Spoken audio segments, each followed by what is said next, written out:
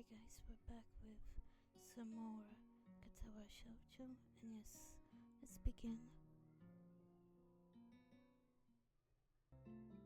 I can't tell if she's being genuine or if this is just really good acting. Both of them seem to be trying hard to look the cutest, although they are already pretty cute to begin with. Well, so it's settled then. Welcome to the student council, Hee-chan. What? No. Oh, see, Shi-chan? Of course it wouldn't go so easily. Yep, that's right though. It would be boring if it went that smoothly. Oh well, Shi-chan owes me candy now. You were betting on it? Hey man, life is not a game here.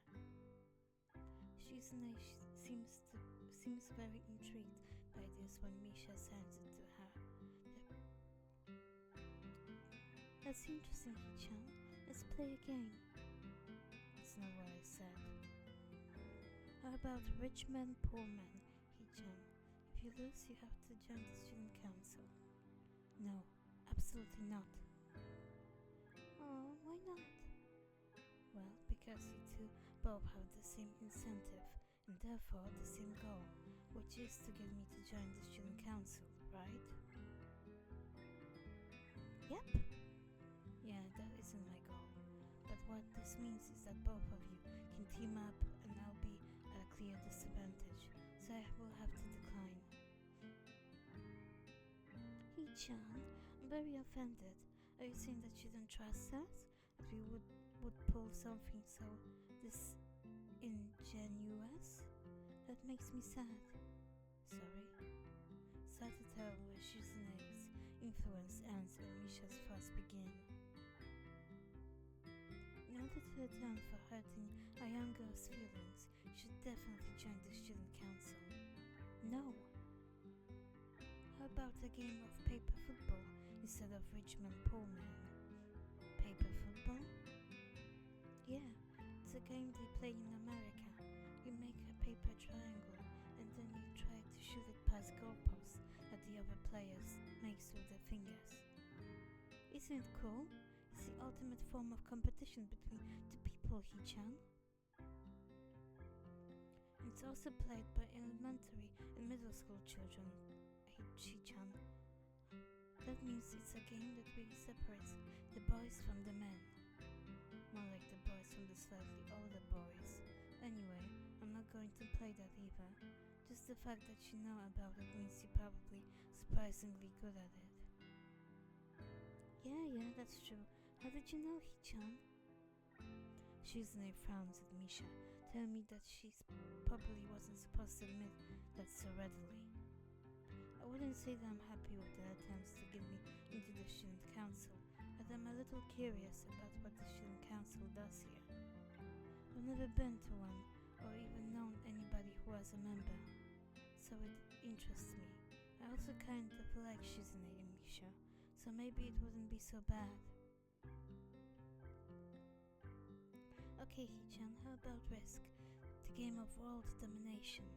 I know what that is. It's really fun, Hee-chan. You fight for control of the world with armies and everything. Sounds like Shizune would be good at it. If you want to play, we can after school. Really, Shi-chan? We play just for fun, Hee-chan. Shi-chan hasn't played in a long time. So if you want to, there are no strings attached. Well, okay. Okay, perfect. We'll see you after school in the student council room, then Hee-chan. Wait, why there? Because that's where we keep the game. I grimace to tell them how much I do not like this, but it's more for show than anything. So in the end I agree, but only after getting Shizune to acknowledge that I don't mean anything concrete just by accepting to take a look around and play a game with her. Lunch ends, we go back to class. During afternoon classes, the long-haired girl comes back and sits down in her seat without a word. Again, No one seems to notice, or if they do, no one says anything. I want to ask Misha about it, but I don't want to be nosy. After school, Shizune and Misha quickly find me by the first floor lobby and latch onto me, covering each flank in case I might try to escape. I feel a little offended, but I've been considering it. Nevertheless, I'm a bit disturbed that enough people have made a break for it in the past that they're on their guard. As with the escort, this doesn't make me feel very comfortable. In fact, it makes me feel like a dangerous prisoner being transported to this cell. What's wrong, Hee-chan? That's right, we're just going to go play a game of Risk, remember? I don't know, Misha. This all seems a little sinister to me. I start thinking that when we sit down to play the game, you'll tie me down and torture me until I agree to join the student council. Well, that's highly unlikely, but still, for some reason it just seems like it would be so plausible.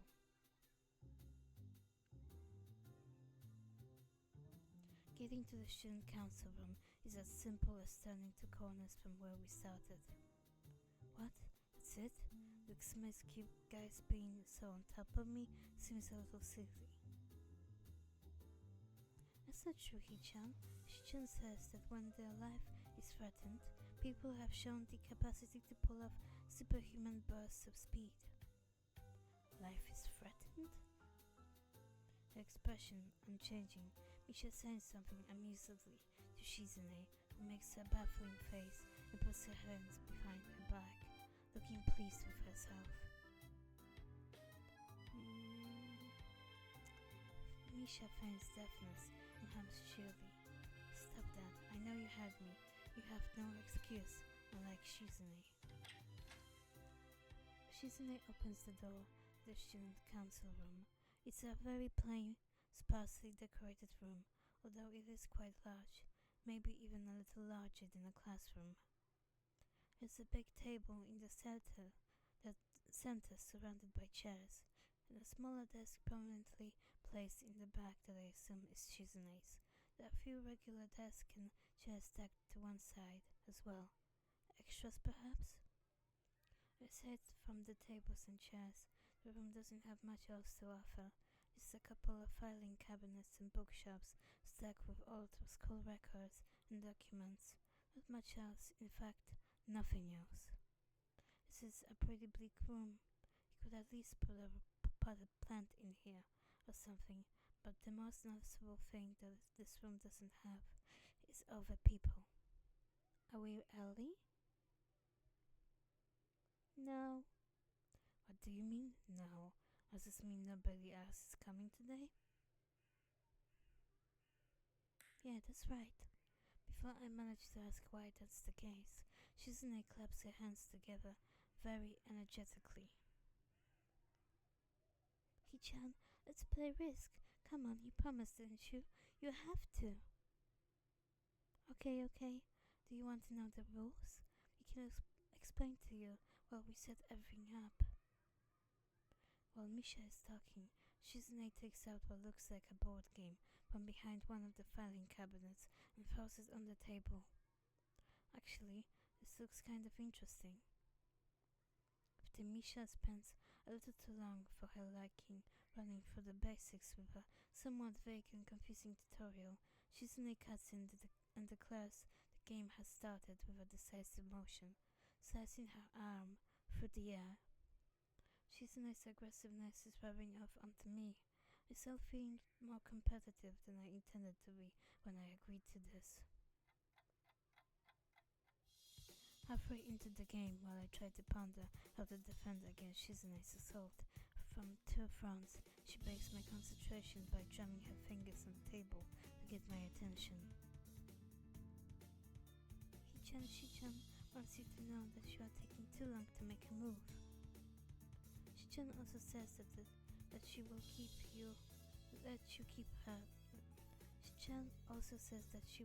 let you keep Australia if you agree to join the student council.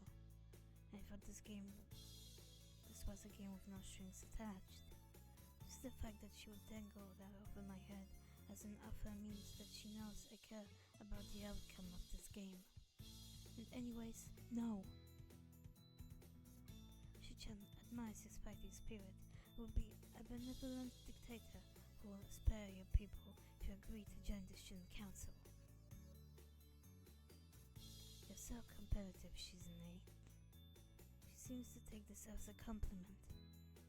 I would expect the student council president to be a little more magnanimous. Magnanimous? She doesn't seem to know what the word means or how it's signed. She pulls out a piece of paper and writes it for Shizune, who in return sends it back to Misha. Misha presses her index fingers against her temples, as if trying to physically imprint the word into her memory. Suddenly, Shizune bursts into a flurry of gestures. Misha looks daunted by the pace of her heated signing. Wait, please slow down, Shi-chan. He-chan. Shi-chan says you're going to lose. Tell her I will crush her world empire with my rebellion. Okay? Those eyes of her shined with childlike mischief. She says you have no chance if you keep playing like this. No, you won't. She has a point. Attack aggressively. It's a trap. It's smarter to play defensively here. It's a trap. It's likely that she's just trying to psych me out. Looking at the board again, I have a pretty good defense to set up, and I'm not going to wreck it doing something reckless. A few turns later, I lose the game anyway. Shizune adjusts her glasses victoriously and allows herself to tentatively pump a fist in the air in celebration. Chan, you lost when you allowed me to take North America. I mean, Shi-chan, not me. Giving control of North America is ambitious because it provides a 5 army bonus, but you can attack it from 3 fronts, so you must defend them all. I thought you had more guts. How disappointing. Ambitious, Hi-chan. Your play needs to be more daring. Ambition. I was really excited when you took South America, but then you switched to playing defensively just because you gained a small advantage. That's no good, Hi-chan. You didn't take enough risks, and when you did, you didn't follow through. That's terrible, Hi-chan. Then what's it to have if I played too carefully? There's no need to rub it in my face. I wonder if you'd be any good for the student council. What's this, reverse psychology? I guess you don't have to worry about joining or not in that case. Giving up just like that? I expected more of you. Seriously, is Shizune trying to talk me into joining the council? Besides, I don't even want to join. It's only my second day. I can't make that kind of commitment. I haven't even taken a look at any other clubs yet, and these two, they're a little weird. Fine, I consider joining the council, but I want to take a look at the clubs before I decide. Really, Hi-chan? I'm not just saying that to make us feel better. Yeah, I'm just not sure that I want to. Aww. Okay, Hi-chan, but we're not going to give up so easily. You said maybe there's still a chance you come around. Come on, we could really have fun. We could play more Risk, and maybe one day you could beat me, unless we graduate before that. That doesn't make me any less reluctant about joining, you know. Surely you're not that horrible at board games. Maybe we can play a game, you know, then, to give you a handicap. I might have said that just to make you feel better, after all. Oh, that's cold, Hi-chan. I took a glance around at the clock on the wall and realized I spent far longer playing Risk than I expected. Sorry, I think I have to go. I want to go to the library. It's not closed yet, is it? Shizune scratches her head and gestures at Misha. How hard can it be to determine whether the library is open? There's a clock right there on the wall. It should be, unless the librarian is absent. I think you're right, Shichan. We think the library is opened. It's on the second floor. Can't miss it. They want us to show you where it is? No thanks, it's okay. See you tomorrow. Bye bye.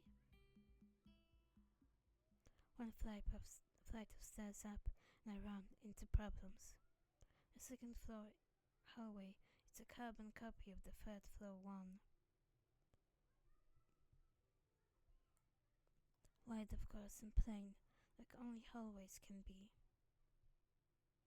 The problem is that the library's whereabouts are not as easily determined as one would think. The classrooms are marked with signs stating which class they belong to, but then there is a plethora of other unmarked rooms. Is the library one of them, or is it just somewhere down the hallway? I bet on the latter and choose my direction at random. After I turn around the corner, and a marked door draws my attention because it's not closed. It's not open either, though. It's barely ajar, so that I can see it's open and nothing else. It would make sense for the library door to be invitingly open, and while this one is not quite that, it's good enough. At the very least, it means that someone is inside, and I can ask for directions no matter how embarrassing that is. I gingerly push on the center of the door with my fingertips, every muscle in my arm ready to pull back at a moment's notice. The feeling of being an outsider to the school can be shaken from my mind, so much that I instinctively fear doing something wrong by entering.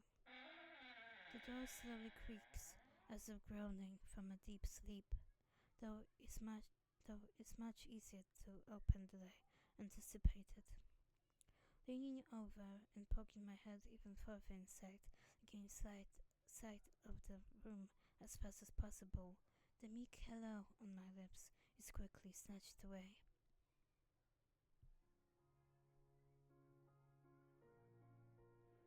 This is not what I was expecting. I mindlessly let the door open to its full extent, taking in the sight of the solitary figure taking center stage in the otherwise abandoned room. The situation steals my voice, leaving me standing at the doorway, staring at the beautiful girl. Evidently having taken her time to assess the situation, the girl gently pulls down her teacup and opens her eyes, but doesn't look at me. Hello there, may I help you?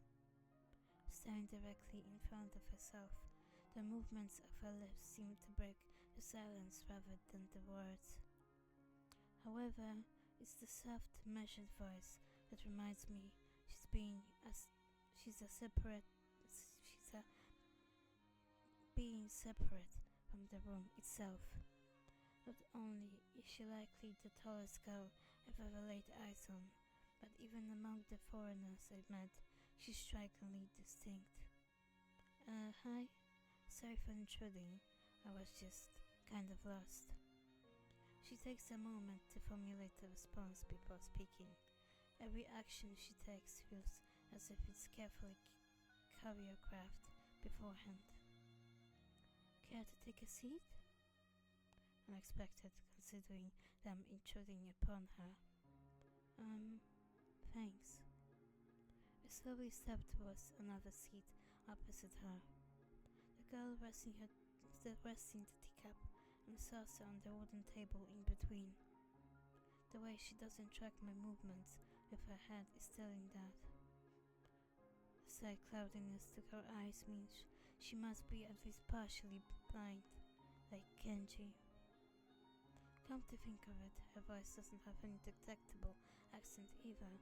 I guess she must be half Japanese. As I take my seat, her composure takes me slightly off guard.